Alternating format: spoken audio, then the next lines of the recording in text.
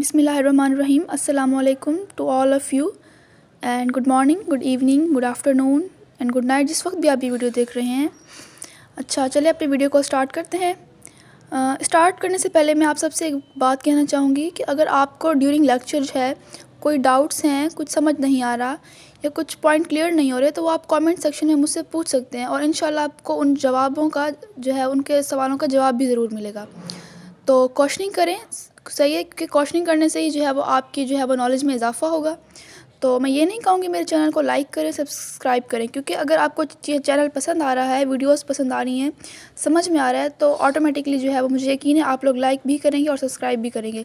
लेकिन मैं इतनी आपसे ज़रूर जो है वो रिक्वेस्ट करूँगी कि कमेंट सेक्शन में अगर कोई चीज़ समझ नहीं आ रही तो उसके अकॉर्डिंग जो है वो क्वेश्चनिंग ज़रूर करें, ठीक है।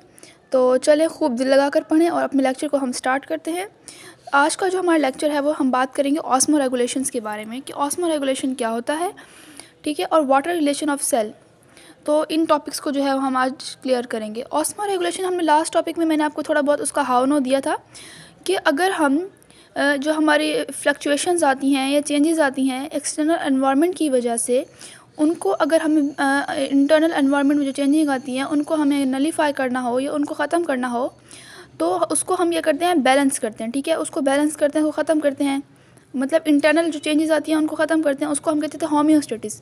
लेकिन पर्टिकुलरली अगर साल्ट्स में, ठीक है, साल्ट्स में या वाटर में चेंजेस आ जाएं, वाटर में या किसी भी सॉल्यूशन साल्ट में जो है वो चेंजिंग आए किसकी वजह से, एक्सटर्नल एनवायरनमेंट की वजह से, और उसको हम नलीफाई करें, उसको हम नलीफाई करें तो उसको हम कहते हैं ऑस्मो रेगुलेशंस, ठीक है। होम्योस्टेटिस डिफरेंट होती है, साल्ट को मेंटेन करने को, वाटर को मेंटेन करते हैं, टेम्परेचर को मेंटेन करते हैं।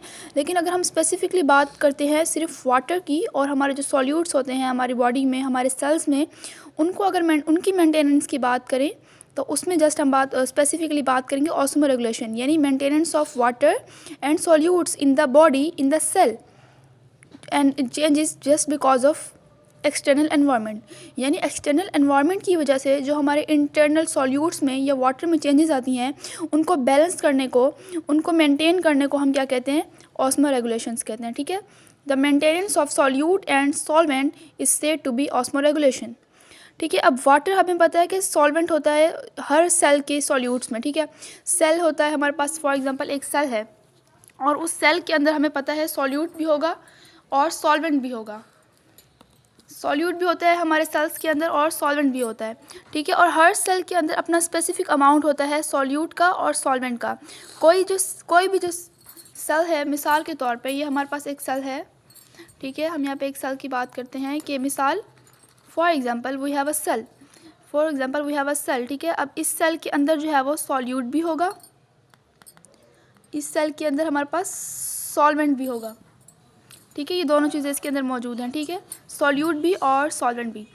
तो अब क्या होगा कि इस सेल का जो सॉल्यूट है और जो सॉल्वेंट है, इनकी जो अमाउंट है वो स्पेसिफिक अमाउंट होगी और वो इसी अमाउंट में ही जो है वो वर्क जो है हम करेगा हमारा सेल, ठीक है। फॉर एग्जांपल इस सेल में 30% जो है वो हमारे पास क्या है, सॉल्यूट है, 30% हमारे पास क्या है, इसमें सॉल्यूट है, और हमारे पास इसमें हम कह सकते हैं कि 70% जो है हमारे पास सॉल्वेंट है, यानी वाटर है, ठीक है। वाटर हम कह देते हैं, सॉल्वेंट में भी आपको थोड़ा सा डिफ़िकल्टी हो समझने में, इसमें वाटर है, ठीक है। अब ये सेल नंबर 1 है और ये तभी वर्क करेगा, ये तभी अपने फंक्शंस जो है वो परफॉर्म करेगा, इंटरनली तभी परफॉर्म करेगा जब इसके पास 70% वाटर होगा और 30% सॉल्यूट होगा। यानी एक specific amount of solute and solvent जो है वो इसके अंदर मौजूद है, तभी जो है वो इसमें ये वर्क होगा, सेल जो है तभी वर्क करेगा, स्पेसिफिक अमाउंट पे ही वर्क करेगा। हर सेल की अपनी अमाउंट होती है। फॉर एग्जांपल ये हमारे पास सेल 2 है, ठीक है, ये हमारे पास जो है वो सेल 2 है और इसके अंदर जो हम कह सकते हैं कि 40% जो है वो इसके अंदर सॉल्यूट है और हमारे पास इसमें कितनी परसेंट, 60% हम कह सकते हैं कि इसमें वाटर है या सॉल्वेंट है, ठीक है। और ये सेल 2 जो है वो इस अमाउंट पे जो है अगर वाटर और सॉल्यूट होगा तभी वर्क करेगा।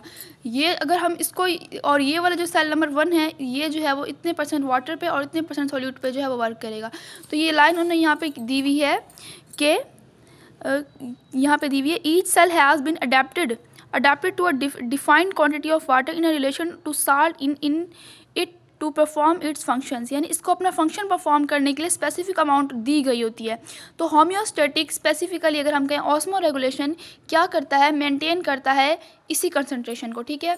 मिसाल के तौर पर ये सेल था, सेल के बाहर हमारे पास होता है क्या, फॉर एग्जांपल, सॉरी ये थोड़ा सा मेरा एक इशू है कि मैं गन बहुत मार देती हूँ ना, समझ बहुत मुश्किल से आता है बच्चों को, फिर इसको क्लियर करते हैं, एक सेकेंड, ठीक है। अब यहाँ पे हम क्लियरली जो है यहाँ पे ड्रॉ करेंगे, ठीक है।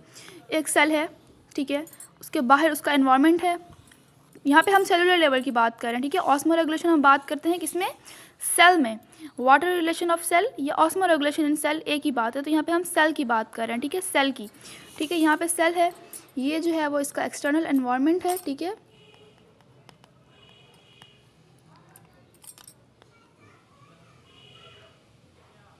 ठीक है, ये इसका एक्सटर्नल एनवायरनमेंट है और ये सेल खुद है, ठीक है, सेल है। और इसकी स्पेसिफिक अमाउंट जो है वो हम साइड पे लिख देंगे, ठीक है। इसमें हम कर देते हैं जी 50% वाटर, ठीक है, हाफ हाफ कर देते हैं, और 50% जो है वो सॉल्यूट है। ये जो है वो इस अमाउंट में अगर वाटर और सॉल्यूट होगा तभी ये सेल परफॉर्म करेगा। अब एक्सटर्नल जो है एनवायरनमेंट की वजह से जो है हमारे सेल की जो अंदर की कंसंट्रेशन है सॉल्यूट की और सॉल्वेंट की, वो बेसिकली हो चुकी है डिस्टर्ब, ठीक है, वो डिस्टर्ब हो चुकी है, और वो डिस्टर्ब होकर 40% सॉल्यूट हो चुका है और 60% जो है वो सॉल्वेंट हो चुका है, ठीक है। अब ये सेल वर्क नहीं करेगा क्योंकि जो इस पर इसकी स्पेसिफिक जो थी अमाउंट वो चेंज हो चुकी है, उसमें फ्लक्चुएशंस आ चुकी हैं एक्सटर्नल एनवायरनमेंट की वजह से। अब जो है ये वर्क नहीं कर पाएगा, इस कंडीशन में ये वर्क नहीं करेगा। तो अब क्या होगा, होम्योस्टेटिक्स का काम क्या होता है, ऑस्मो रेगुलेशन का काम क्या होता है, इनको बैलेंस करना, इनको मेंटेन करना, इनकी स्पेसिफिक कंडीशन में लेके आना जिस पे ये वर्क करता है। तो ऑस्मो रेगुलेशन में आई एम श्योर कि आपको समझ आ चुका होगा कि वाटर और सॉल्यूट को सेल के अंदर बैलेंस करना, मेंटेन करना, उसको हम कहेंगे ऑस्मो रेगुलेशन, या कॉमनली हम कहते हैं उसको होम्योस्टेटिक, ठीक है, होम्योस्टेटिक मैकेनिज़म्स। अब बात करते हैं कि हमारे पास, हमने कहा हमारा सेल है, उसके बाहर जो है वो एक्सटर्नल एनवायरनमेंट है। अब एक्सटर्नल एनवायरनमेंट जो है वो हमारे पास 3 किस्म के होते हैं, ठीक है। सेल के बाहर जो एनवायरनमेंट है वो हमारे पास 3 टाइप्स के हो सकते हैं। सबसे पहले हम बात करेंगे हाइपोटोनिक की,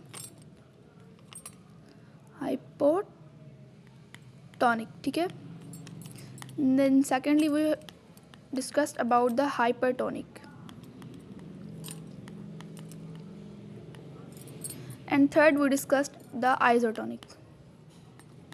ये 3 किस्म के एनवायरनमेंट्स जो हैं वो आपने याद रखने हैं हमेशा, जो हमारे सेल के बाहर जो हैं वो पाए जाते हैं, जो कि हमारे सेल को, हमारे सेल की जो अंदर की जो हमारी स्पेसिफिक अमाउंट होती है सॉल्यूट की या सॉल्वेंट की, उसको डिस्टर्ब करते हैं।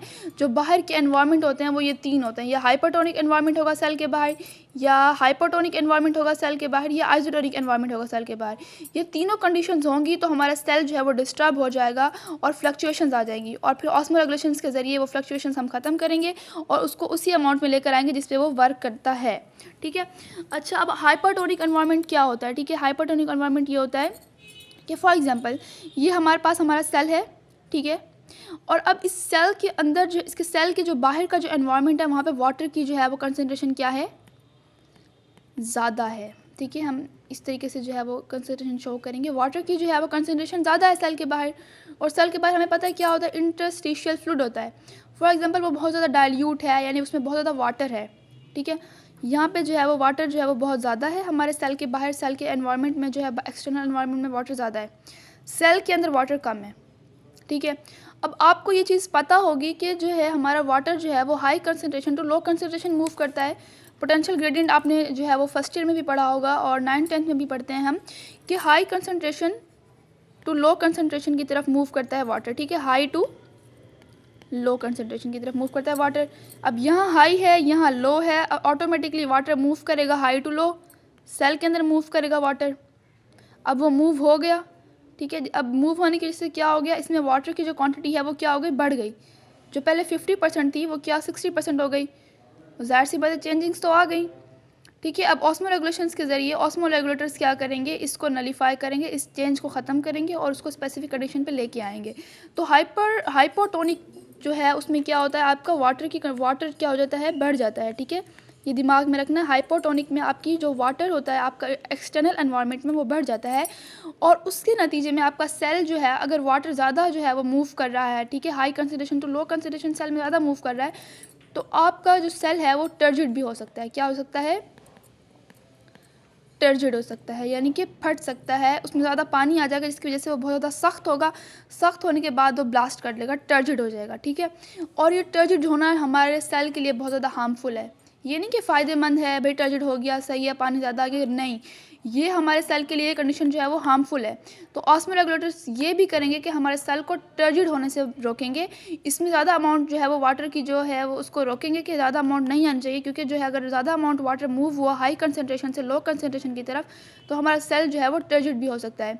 तो इस हार्मफुल इफेक्ट से जो है वो हमें ऑस्मोरेगुलेटर्स बचाते हैं और इसको बैलेंस करते हैं, ठीक है, इसको मेंटेन करते हैं उसकी सेम कंडीशन पे 50% वाटर और 50% सॉल्यूट पे, जो कि अब 60% वाटर हो चुकी है हाइपोटोनिक एनवायरनमेंट की वजह से। क्योंकि हाइपोटोनिक में क्या होता है, high concentration to low concentration water move करता है, क्योंकि यहाँ पे ज़्यादा कंसंट्रेशन है वाटर की, यहाँ पे सॉल्यूट की कंसंट्रेशन ज़्यादा है, तो यहाँ से वाटर मूव करेगा टू द सेल और सेल हमारा हो जाएगा टर्जिड। तो क्या ऑस्मोरेगुलेटर्स आएंगे और क्या करेंगे, इसको टर्जिड होने से रोकेंगे। ये आपको फर्स्ट कंडीशन आई थिंक समझ आ चुकी होगी, हाइपोटोनिक। तो उसको हम अकॉर्डिंग टू बुक देखते हैं कि बुक में वो क्या कह रहा है, ठीक है। वो कह रहा है कि एक्स्ट्रा सेल्यूलर जो एनवायरनमेंट है वो डिफरेंट होता है, कंसिस्टली